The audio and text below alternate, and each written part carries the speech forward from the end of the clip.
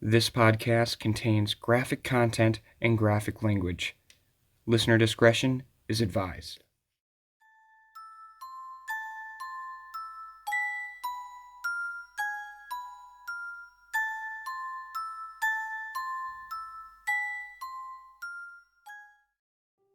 Hello, ladies and gentlemen. My name is Devin Zahn, and welcome to the first Minisode of Tales for the Dark, Creepy Internet Stories. We got a pretty short episode, like I said, Minisode, so this is going to be a one-story thing. This is going to be kind of new. It's not going to be a regular thing that we are going to be doing. This is going to be kind of a filler every now and then for when I may not have enough content to put out in time, or I feel that I need to put out more content to, again, sate your appetites. So this is our first mini-sode, and we are going to be covering one story today, and this is a true crime story. But before we get into that, with it being a mini-sode, instead of 2 taste tests, we're only going to be doing 1. But I also posted that to the Facebook page so you guys can see what I'm chowing down on today. And that is some venison jerky. That was actually sent in from a listener and a good friend and ex-coworker, Sin. So thank you very much. And yeah, let's get right into it. We're going to eat some venison jerky. And for those of you who don't know what venison is, it's actually deer meat. So this will be an interesting taste. I heard it's pretty gamey, so we'll see. I already unwrapped it. I paused it and unwrapped it. So let's get right into this. This is venison jerky. See, I don't know if I like that. I'm only going to take one bite because it takes a while for me to get jerky down. And that's a little bit of a unique flavor. Now I was going to get some duck jerky off of Amazon. I don't think I can do it now. I tried this once when I was younger. I liked it better then. Okay, so out of 10, venison jerky, I'm gonna have to give it a 5, man. That's not that good. Which sucks, because I thought I liked jerky. I liked venison, you know? Like, okay. Well, regardless, let me finish this real quick. And then we'll get into the actual story for this episode. So as you know, with this being a mini-sode, we're only going to be covering one story. This time, we're going to be covering a true crime story. So this is the case of Jeffery Dahmer. Jeffery Dahmer was a native of my home state, Wisconsin, more specifically, Milwaukee. He committed a minimum of 17 murders of young men from 1988 to 1991. Dahmer was born in Milwaukee, Wisconsin on May 21st, 1960. His parents were Lionel and Joyce Dahmer. Up until the age of 6, Jeffrey seemed to be a normal kid, enjoying things from that, a normal 6-year-old would enjoy. But at age 6, Jeff had to undergo hernia surgery, and from then on, his personality changed. He went from being a very social child to being secluded and withdrawn. His face went from a constant smile to an emotionless stare. This wouldn't change throughout his life growing up.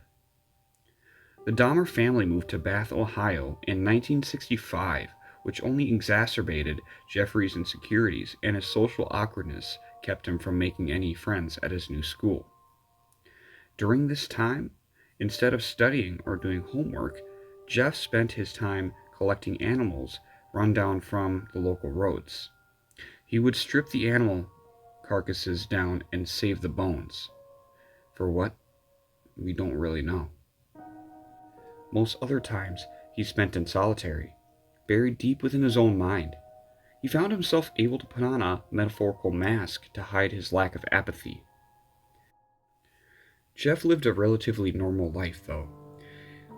Although he was a loner in high school, but even with an average grade point average, he worked alongside his peers on the school newspaper. Around this time, Jeffrey developed alcoholism. On top of that, his parents had gotten divorced when Jeff was only 18. Jeffrey stayed with his father, who was out of town more often than not, leaving Jeff to his own thoughts, and worse, his demons. But the truth was his father was busy building a life with a new woman. Within time, Dahmer enrolled into Ohio State University, but he spent the entire time skipping classes and drinking himself into a stupor. He returned home, dropping out of school 2 semesters later. Eventually, his father would present Jeff with an ultimatum: either get a job or join the army. Jeffrey chose the latter. In 1979, Dahmer joined the Army Corps for 6 years, although, after only 2, in 1981, he was discharged due to his alcohol abuse. Dahmer's mental health had begun to deteriorate, much to nobody's knowledge. But struggling with his own homosexual interests, in 1978, Dahmer picked up 18-year-old Stephen Hicks, who was hitchhiking at the time. Together, the two went over to Jeffrey's father's house, where they drank alcohol. Just when Hicks was preparing to leave, Dahmer let his demons overtake him, and he went on to bash Hicks' head in with a barbell, killing him in cold blood. In an attempt to hide the body, he then cut up the remains, placing them in garbage bags. From there, he buried the bags in the woods surrounding his dad's property. A few years later, Dahmer returned and exhumed the remains and scattered them throughout the forest. Jeffrey Dahmer then went to live with his grandmother in West Allis, Wisconsin, for 6 years. His alcoholism continued, and he subsequently was arrested in 1982 for exposing himself at the state fair. September 1986, he was charged with indecent exposure and masturbating in public. He served 10 months but was quickly arrested yet again soon after his release. In his time in Milwaukee, he fondled a 13-year-old boy, and in return, after convincing the judge he needed therapy, Dahmer got let off with 5 years probation. His father struggled to understand his son's erratic behavior, although he stood by his side. Providing decent legal counsel and, all things aside, Dahmer's father began to see Jeffrey for who and what he really was. And this was the one thing he lacked: a conscience. It's speculated that Dahmer had some involvement in the kidnapping and murder of America's Most Wanted's John Walsh's son, Adam Walsh. While on probation in September 1987, Dahmer met a 26-year-old man named Stephen Tumoy. They then spent the night together, cruising gay bars and getting incredibly intoxicated. Jeffrey blacked out and awoke in a hotel room to find Stephen dead. Dahmer panicked and stuffed his body in a suitcase and delivered it to his grandmother's house, where he dismembered and discarded the body. But first, he had his way with the body, fulfilling his sick fantasy. Jeffrey Dahmer became addicted to the idea of necrophilia, and it's said that was a huge reason for him becoming a serial killer. Eventually, killing his victims in his grandmother's basement became difficult to hide. This led to Dahmer renting his own apartment in Milwaukee in September of 1988. Most of Dahmer's kills were laid out the same way. He would typically go to the mall or a local gay bar, convince a guy to come out with him to drink in private, drug him, and then strangle the victim to death. To make this even sicker, Dahmer would then proceed to rape or masturbate over the corpse before dismembering it and disposing of the body. He occasionally saved skulls of his kills after cleaning them and eating organs scavenged from his victims. The following is going to be a list of victims of Jeffrey Dahmer. This list I'd always subject to be for to change at some point, because you never know with the research you get in these. So yeah, victims are subject to change. But this is the victim list of Jeffrey Dahmer. This is courtesy of thoughtco.com. So, number 1, we got Stephen Hicks, who was 18 and was killed in June 1978. Next, we have Stephen Tumoy, who was 26, who died in September of 1987. After that, we have Jamie Doxtator, who was 14 and died in October of 1987. Coming after that, we have Richard Guerrero, who was 25, who was murdered in March of 1988. After that, we have Anthony Sears, who was 24, and he was murdered in February of 1989.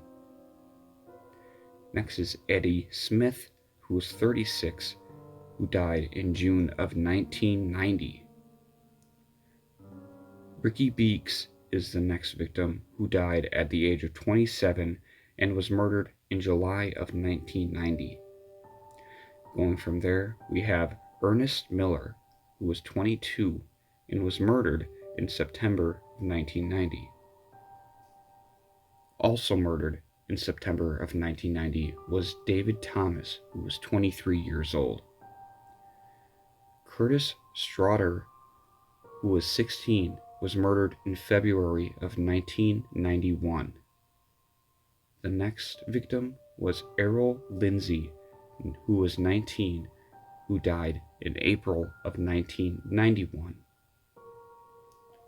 Tony Hughes, who was 31, died May 24th of 1991.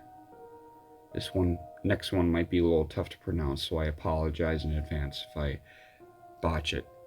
This is Konarak Thinsaphony, who was 14, who died on May 27th, 1991.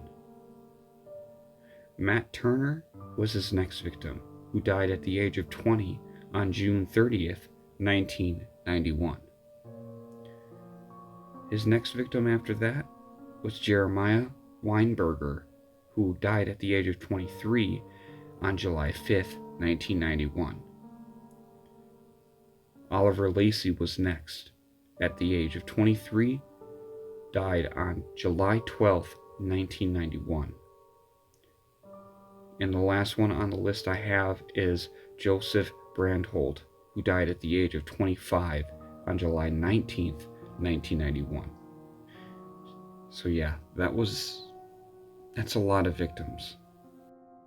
Everything was going according to plan for Dahmer up until May 27th, 1991, when 14-year-old Konarak Synthansophene, which I mentioned earlier, I probably still botched the name, that's impossible to pronounce.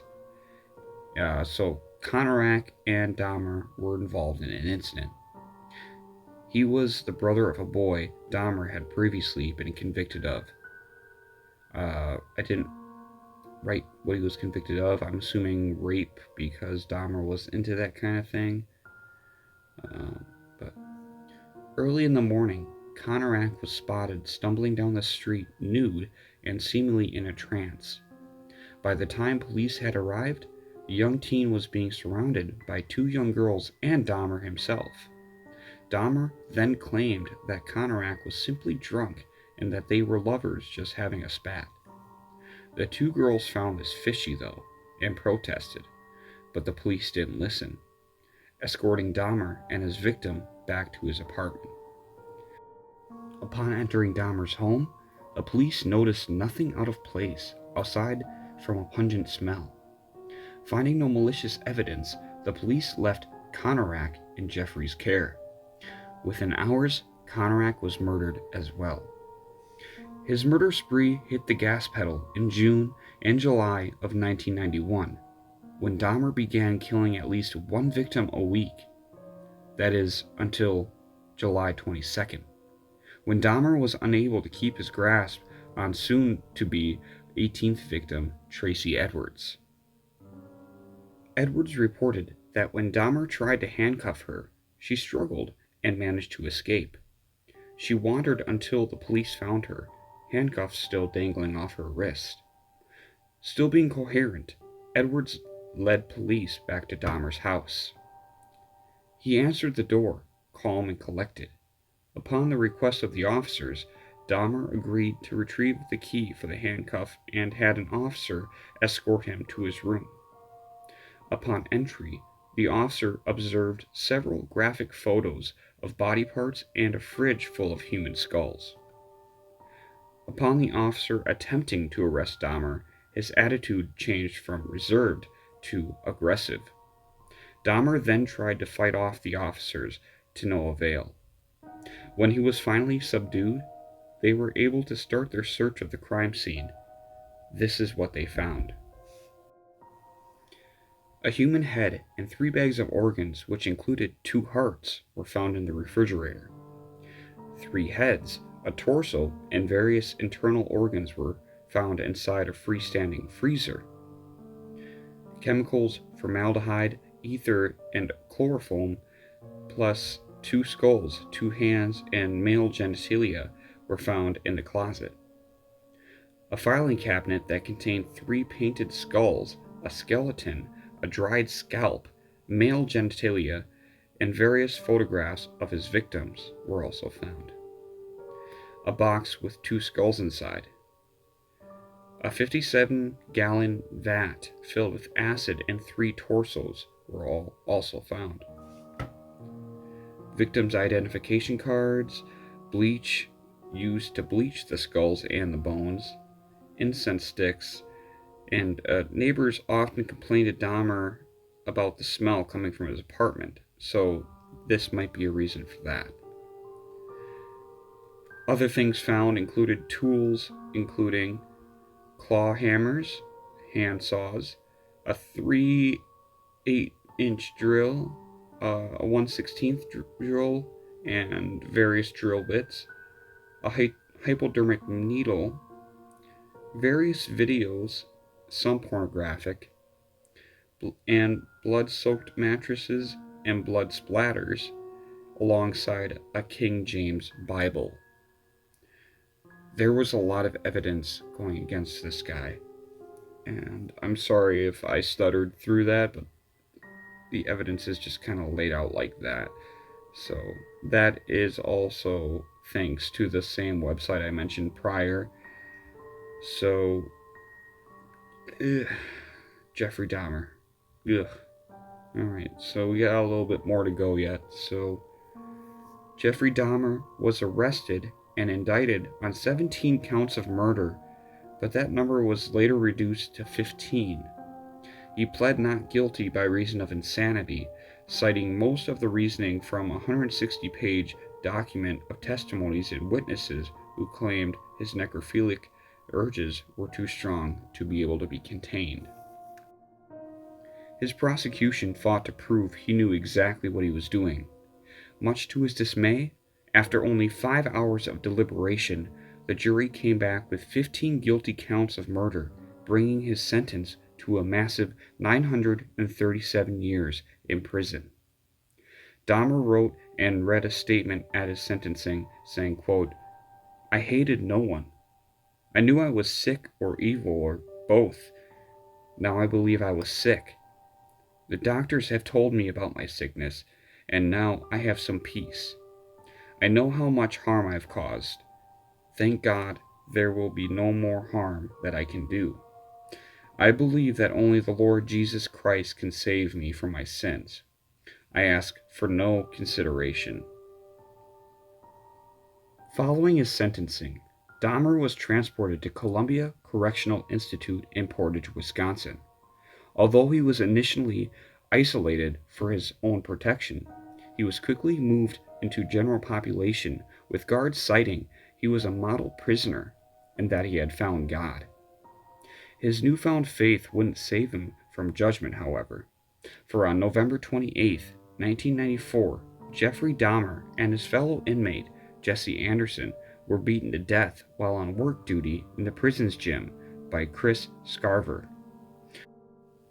All three were convicted murderers. For reasons unknown, guards had left the two alone for 20 minutes, which proved to be enough time for Scarver to make his move. Upon hearing Dahmer's final will and testament, his body was cremated, although not without researchers and his mother putting up a fight. They wanted his brain in order to find and examine his thought process. Ultimately, his wishes were fulfilled and he was cremated. Jeffrey Dahmer was literally the definition of a sociopath. Sadistic mentality served as a learning curve on what to avoid and how to be safer in your everyday life. Be safe, but be cautious, because anyone could be holding on to some secrets, and some secrets can be fatal. That is our Jeffrey Dahmer story. So, this is a rough one. This guy is insane, is a good word for it. I truly think so. So I don't rate my true crime stories in my research. My research could have been better, I will say that. But Jeffrey Dahmer as a whole, what do I think? Well, Jeffrey Dahmer was, like I said in the final paragraph, the literal definition of a monster. There's no way you can justify anything that he's done. Not at all. No.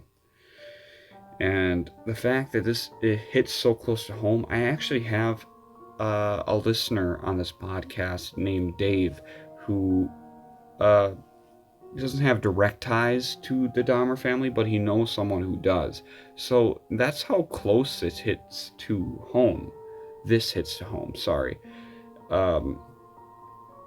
It's crazy. I mean, to think that someone this evil could be living so close to home is nuts. And I'm sure that's how it feels for all the local stories that I hear too. How do you deal with this? I mean, so as a serial killer, I think this guy kind of tops the chart, or at least gets very close to topping the chart, because his crimes were sickening, and he got what he deserved. I don't really believe in the death penalty, but I usually believe that rotting in prison is a good punishment, because you have to sit there in a 5x6 cell every day for the rest of your life, and you can't do anything. That seems really, really just. But also, I mean, Jeffrey Dahmer got exactly what he deserved. Eye for an eye. You killed so many freaking people, so many young kids, some young guys. I don't know. I'm not going to get too into it because controversy and all that stuff. And that's the reason I won't be doing an episode on Stephen Avery. But, because I also have people that are close to me that are familiar with the family or know the family.